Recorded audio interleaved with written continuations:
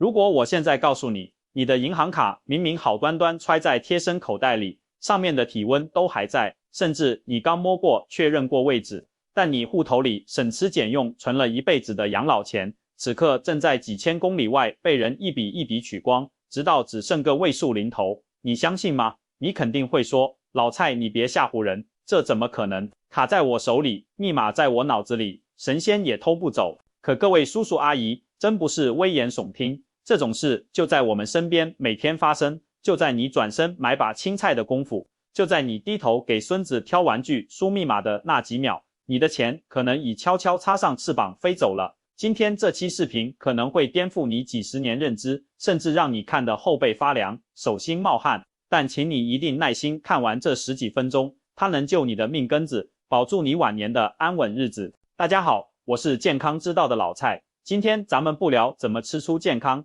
聊聊怎么活出安稳，特别是咱们台湾中老年朋友手里的积蓄，那是咱们一件衣服穿10年都舍不得扔，一顿剩菜热3回还要吃，从牙缝里一点一点抠出来的养老本，是晚年的尊严和底气。要是被骗子像变魔术一样变没了，那可真是叫天天不应，哭干眼泪也找不回，整个家都要垮掉。在开始这沉重但必须谈的话题前，老蔡恳请您动动发财小手，给频道点个订阅，在评论区打上守住养老金5个字，咱们互相提醒，也让更多朋友看到，咱们很多人都有个习惯，平时缺钱花了，或者想查查利息到账没有，路边看到便利店或者角落里有个提款机，走过去插卡输密码拿钱走人，整个过程行云流水，半分钟都不用。你觉得这很方便很平常对不对？甚至觉得银行的机器肯定是铜墙铁壁，绝对安全，谁敢在太岁头上动土？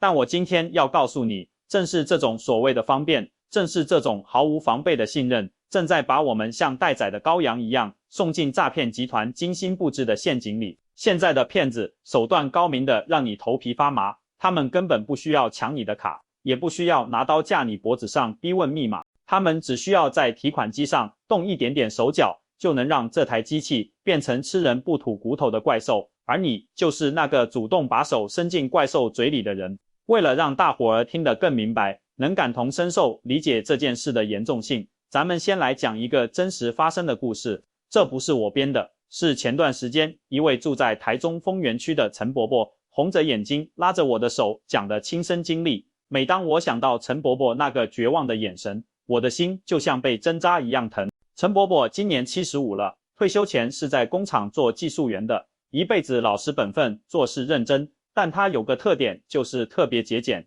连瓶矿泉水都舍不得买，硬是攒下了230万台币，这是他和老伴准备将来住养老院的全部家当，可以说这笔钱就是他们的命。那天傍晚，天刚擦黑，还飘着毛毛雨，陈伯伯去夜市想买点日用品，走到一半发现现金不够，正好巷口有家超市外面摆着一台提款机，因为位置有点偏光线昏暗，陈伯伯也没多想，觉得取个钱能有多大事，走过去就操作。当时周围没什么人，雨声淅淅沥沥的，陈伯伯老花眼有点严重，加上光线不好，他模模糊糊感觉今天的插卡口好像比平时紧了一点，插卡的时候有点费劲，就像是卡住了，推不进去的感觉。但他以为是机器老化了，或者自己手抖没对准，就稍微用了点力气把卡硬推进去，然后熟练的输入密码，取了3000块钱回家。一切看起来都那么正常，没有异样，没有警报，卡也正常退出来了，钱也正常吐出来了。可是噩梦在第二天早上降临了。第二天雨停了，陈伯伯去银行刷存折，想看看这个月退休金到账没有。结果柜台那个小伙子看着电脑屏幕，眉头越皱越紧，脸色一下子变了，小声问陈伯伯：阿伯，您昨晚是不是在海外消费了，或者把钱都转走了？怎么有这么大额的变动？陈伯伯一听就懵了，我哪有啊，我就在楼下夜市取了3000块买东西，护照都过期多少年了。柜员叹了口气，眼神里全是同情，那就麻烦了，您账户里的230万从昨天半夜1点开始分了20几笔，全部在东南亚一个国家被取现转账了，现在余额只剩100多块钱零头，连吃碗面都不够了。陈伯伯听完这话两眼一黑，感觉天旋地转，直接瘫倒在柜台前，速效救心丸吃了好几颗才缓过来。他怎么也想不通，卡明明就在自己贴身内衣口袋里，连睡觉都没拿出来过，骗子是怎么隔空把钱取走的？难道现在的骗子都会法术吗？难道这世上有鬼吗？回家后，陈伯伯的老伴听说这个消息，当场晕过去，送到医院抢救了好几天。那个原本安稳幸福的家，因为这230万的丢失，瞬间塌了天。陈伯伯整夜睡不着觉，在那儿捶胸顿足，说自己害了全家，说自己老糊涂了。可是各位，这真的是陈伯伯糊涂吗？不是啊，是他面对的敌人太狡猾了。其实根本没有什么法术，也没有鬼怪，骗子用的手段说穿了就是利用了咱们的视觉盲区和心理盲区。害了陈伯伯的是一个叫做测录器的小东西，也就是咱们俗称的假卡槽。大家想象一下，咱们平时插卡的那个绿色或透明的塑料口，那是提款机的嘴巴，也是咱们和银行建立联系的唯一通道。骗子他们现在是高科技犯罪，他们按照这个嘴巴的形状，用 3D 打印技术或者精密模具做了一个一模一样的假嘴巴。这个假嘴巴里面藏着一个比米粒还小的磁条读取器，还有一块薄薄的电池和储存芯片。它的颜色、纹路，甚至上面那种被人摸多了产生的旧磨损痕迹，都做得跟真的一模一样，简直就是真假美猴王。别说陈伯伯这种眼神不好的老人家，就是年轻人不仔细看也分辨不出来。骗子趁着四下无人或者夜深人静的时候，用那种强力工业双面胶把这家假嘴巴啪的一下贴在真的插卡口外面。这就好比给提款机戴了个面具，因为做得太逼真，严丝合缝，再加上咱们平时取钱都急匆匆的，心里光想着钱，根本不会有人趴在那儿仔细看。当你把卡插进去的时候，你的卡片其实是先穿过了骗子的假嘴巴，然后才进入机器的真嘴巴。就在这穿过去的一瞬间，那个假嘴巴里的读取器就已经把你卡片磁条上的所有信息，包括卡号、户名，还有那些咱们看不懂的银行代码，全部复制下来，存到了那个小小的芯片里。但是光有卡片信息还不够，取钱还得要密码，没有密码，卡片信息就是一堆废数据。这就轮到骗子的第二个道具出场了，那就是针孔摄影机。这个东西藏得更隐蔽、更阴险，它可能藏在键盘正上方一个不起眼的塑料挡板里，可能伪装成旁边的一个宣传架子里，甚至可能就是你头顶天花板上的一颗螺丝钉，或者是粘贴在机器侧面的一个小黑盒子。它的镜头只有针尖那么大，而且经过精心调整角度正对着键盘。陈伯伯当时输密码的时候，因为周围没人，他觉得自己身体挡住了后面，也就没有特意用手遮挡键盘。那只布满皱纹的手指在键盘上按下的每一个数字，都被这个隐藏在暗处的眼睛拍得清清楚楚，甚至连他手指上的老茧，他按键的顺序和停留的时间都拍成了高清画面。骗子过了一段时间，比如几个小时或者一天后，再偷偷回来把假卡槽和摄像头取走，拿回家连上电脑。这时候他们手里既有了磁条信息，又有了密码，他们根本不需要你的真卡，他们只需要找一张空白的磁条卡，把这些信息写进去，这就叫做克隆卡，也就是伪卡。这张伪卡在提款机看来跟你的真卡是一模一样的，完全无法识别。然后骗子就把这些伪卡分发给国外的车手，趁着半夜咱们都在睡觉的时候疯狂提款，把你的血汗钱搬个精光。等到第二天你醒来，一切都已经晚了，钱早就洗得干干净净，找都找不回来了。这就是为什么陈伯伯的钱会在东南亚被取走，因为骗子在那边有窝点，取现更方便，追查更困难。听到这里，您是不是觉得后背发凉？是不是想立刻去看看自己的卡还在不在？别急，更可怕的还在后面。除了假卡槽，还有一种更狠的手段，叫假键盘。咱们再来讲讲住在台南的王阿姨的故事。王阿姨是个特别谨慎的人，她看过不少防诈骗宣传，每次取钱都会看看插卡口有没有异物，也会用手遮挡密码。按理说，她应该是万无一失的，是咱们老年人里的防诈骗模范，但是她还是中招了。这是为什么呢？因为骗子在他经常去的那台提款机的键盘上覆盖了一层假键盘，这个假键盘做的极薄，就像一层皮一样，上面的数字颜色、字体跟真键盘完全一致，它就直接盖在原来的金属键盘上面。王阿姨按下去的时候，虽然感觉按键稍微有点硬，回弹有点慢，不像平时那么清脆，但她以为是机器旧了，或者是按键被人按多了有点卡，也没在意。殊不知，这个假键盘本身就能记录她按下的数字。她每按一下，这个假键盘内部的电路就把信号存下来了。哪怕她用身体挡得严严实实，哪怕她用手捂得密不透风都没用，因为信号是直接从她指尖下面被盗走的。这就是道高一尺，魔高一丈。咱们的防范意识要是还停留在几十年前，那就是在给骗子送钱。王阿姨虽然挡住了摄像头的视线，却没挡住指尖下的陷阱。那么面对这么猖狂、这么隐蔽、这么高科技的诈骗手段，咱们老百姓是不是就只能坐以待毙了？是不是以后都不能用提款机，只能去柜台排队领钱了？当然不是。虽然骗子很狡猾，但只要是狐狸，就一定会有露出尾巴的时候；只要是假的，一定会有破绽。今天老蔡就教大家一套保命的绝招，这可是我请教了银行老主管和刑警朋友总结出来的，叫做提款机防身5步法。这5步您记住了，练熟了，把它变成像吃饭睡觉一样的本能，那骗子就算有通天的本事，也拿你没办法。第一步是最重要的一步，叫做晃一晃。大家记住，在插卡之前，千万别急着把卡塞进去，先伸出你的手，用大拇指和食指捏住那个插卡口，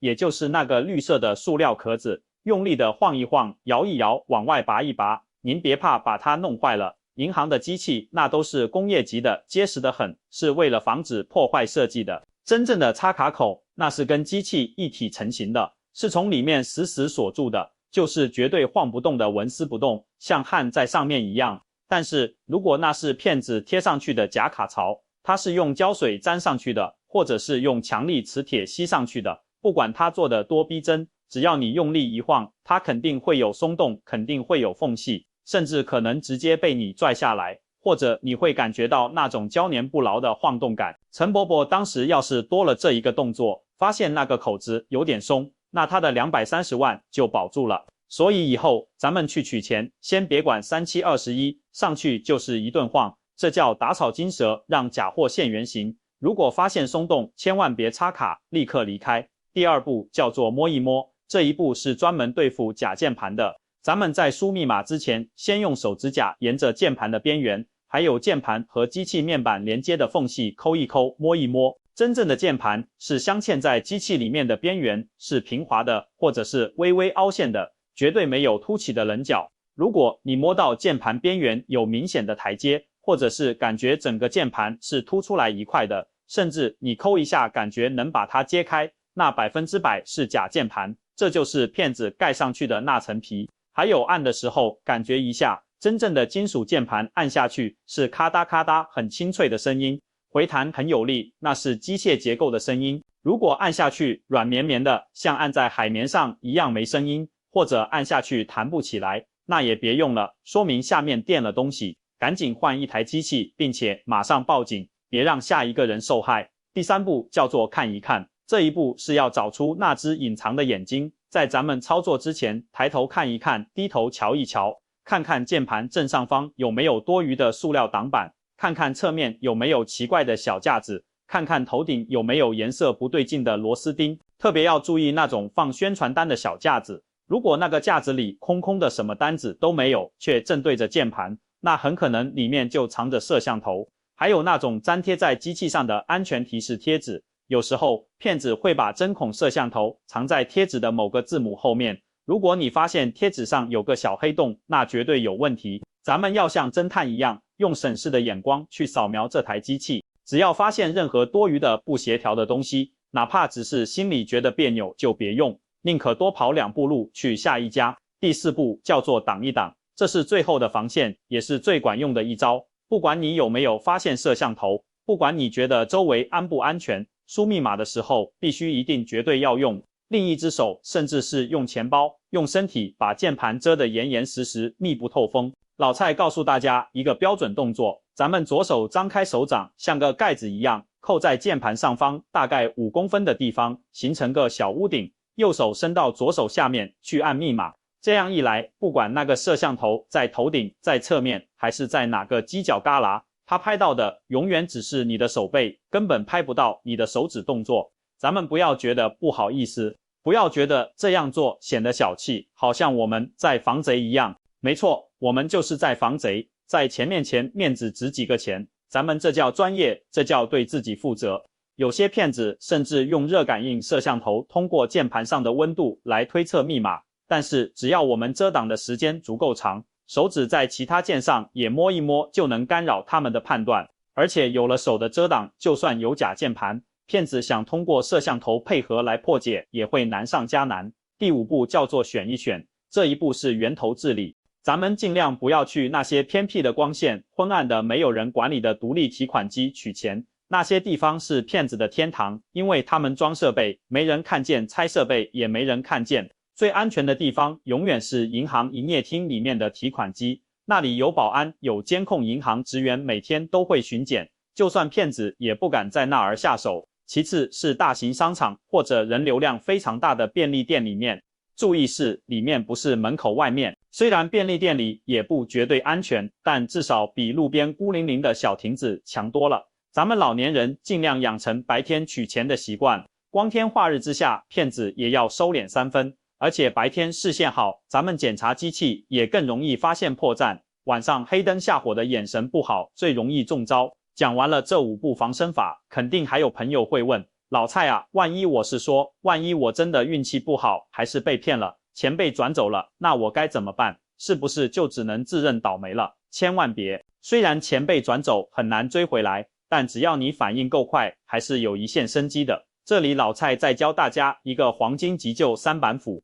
关键时刻能救命，这3招您必须背下来。第1板斧，电话冻结。一旦收到扣款短信，发现不是自己操作的，哪怕是半夜3点，也别犹豫，别想着等天亮，立刻马上用最快的速度拨打银行卡背后的那个24小时客服电话转人工服务，大声告诉他，我的卡被盗刷了，立刻冻结账户。每1秒钟都珍贵，你早1秒冻结骗子，就少1秒转移资金的时间，可能就能保住剩下的一半钱。千万别犹豫，别心疼电话费。第2板斧，制造证据。这一步很多人都不知道，但这是打赢官司的关键。挂完电话之后，立刻哪怕是穿着睡衣，也要跑到离你最近的一台提款机，不管是哪家银行的都行，插卡随便输个错误密码，或者查个余额。虽然卡被冻结了，操作不成功，但是这个动作非常关键，因为这会在银行系统里留下一条记录，甚至会被提款机的摄像头拍下来，证明这张真卡此时此刻就在你手里，就在台湾。那么在几千公里外发生的那些交易，自然就是伪卡交易，就是将来你跟银行打官司，要求银行赔偿的最有力的铁证。如果没有这个证据，银行可能会说是你自己把卡给别人用了，或者是你自己泄露了密码，到时候你就百口莫辩了。这个动作叫真卡在手证明。第3板斧，报警立案。做完前2步，带着你的身份证、银行卡还有刚才操作的凭条去最近的派出所报案，一定要拿到报案3联单，这是警方介入调查的凭证，也是你后续找银行索赔的依据。虽然警察破案需要时间，跨国追赃难度很大，但有了这个案底，至少证明你是受害者，不是参与者，法律会站在你这边。除了这些老蔡，还要提醒大家注意一种叫分心盗窃的手段，这也是在提款机旁边经常发生的。当你正在操作的时候，突然有人在后面拍你的肩，说大爷，你的钱掉了，或者说你的东西掉了。当你回头去看的时候，另一个人就会迅速把你的卡退出来拿走，或者换一张假卡插进去，甚至直接记住你的密码。所以在取钱的时候，不管谁叫你，不管发生什么事，千万别回头，千万别分心，先把卡退出来，拿在手里，再去处理别的事。钱在手里才是硬道理。还有啊，现在的骗术，除了这种硬件上的，还有软件上的，比如那种贴在提款机旁边的假公告，上面写着机器故障，请联系某某维修电话，或者请扫描2维码进行操作。大家记住，提款机坏了就坏了，屏幕上会显示的。银行绝对不会贴一张纸让你打电话，更不会让你扫2维码。凡是让你扫码，让你转账到安全账户的，让你提供验证码的，通通都是诈骗，一个字都别信。哪怕那个电话打过去，那个人说话再专业，再像银行经理，也别信，直接按提款机上的红色取消键退卡走人，